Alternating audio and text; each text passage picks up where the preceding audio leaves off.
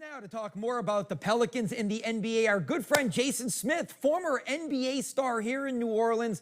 I love to talk about his takedown of Blake Griffin, but we don't have as much time for that. That made him a fan favorite here, like a football player on the basketball court. But let's get started. You want to ask the first question? Yeah, let's talk about Jordan Poole. What kind of contributions will he make to the Pelicans? How will he fit alongside of Zion Williamson, Herb Jones, and Trey Murphy? And before you answer that question, I do want to set this up. I'm sorry to interrupt you. You are a broadcaster now for the Wizards, so you know very much about Jordan Poole. You know, it's funny that you say Jordan Poole because he is an actual microcosm of the game, but he affects so many facets of the game. He can bring the ball up. He can get guys involved. He can score the ball. He shoots basically unlimited range. The only thing that you have to worry about with Jordan Poole is his turnover-prone ability. If he's going to go out there and be effective, he's going to be getting that ball to Zion. He's going to be attacking the basket in transition. He is a very phenomenal player in the right circumstance. And for the fact that you guys have Zion Williamson, there's going to be a ton of lobs from Jordan Poole. And I think that you're going to be very, very excited to have him on your team. If I can ask a question right now, look, the Wizards, sometimes teams in the NBA are at different stages. The Wizards are a young team. They're rebuilding. They've got some high-value draft picks. Poole's numbers last year were off the charts. Was it because he was playing a lot on a bad team or because he's a good player? Just your opinion. I mean, it's a kind of a combination of the both. He's a very good player. He's very talented. Sometimes it's difficult to play on certain circumstances. I mean, he came from the Golden State Warriors, which is in itself a very, very good team coming off of a championship. And then he comes to the Washington Wizards, a very different circumstance. But he learned, he adapted, and in his second year, he excelled really with his three-point basket, with his assist-to-turnover ratio. He made a great jump from his first year to his second year. So I'm looking forward to see what he does down in New Orleans this year. And Jason, what kind of leader is Jordan? Because this team is always looking for that veteran leadership. What kind of veteran leader is he, and what could he provide for this team in terms of leadership?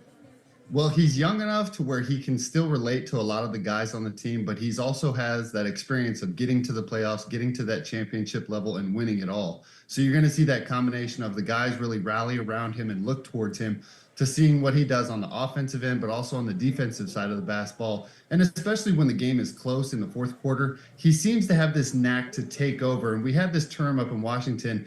It was always whenever Washington was going well, it was because there was a pool party. And pool party, threes are going, he's driving to the basket, getting to the free throw line. Jordan Poole is that essence on the floor.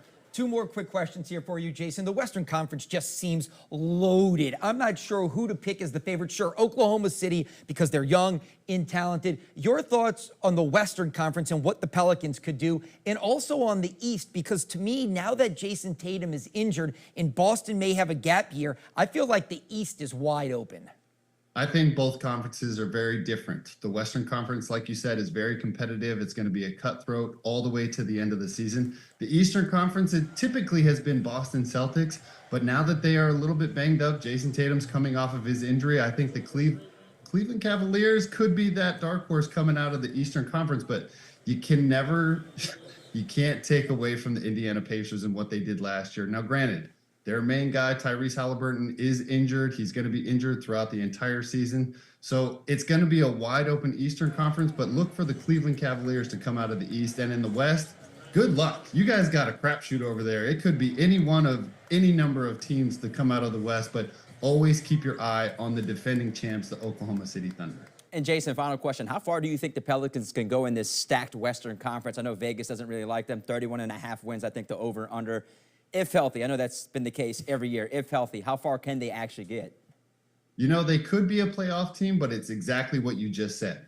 If they are healthy, health is a real determining factor of how good your team is going to be. And especially at the end of the season, you saw all of the best teams last year deal with health problems. And when your best guy goes down, you need that next man up mentality, and that's where the chemistry really comes into factor. Especially with the Pelicans, they need to have a 1 through 15 man on the roster to go out up and down the floor, regardless of who's out there. Make sure they're playing hard and playing the right way.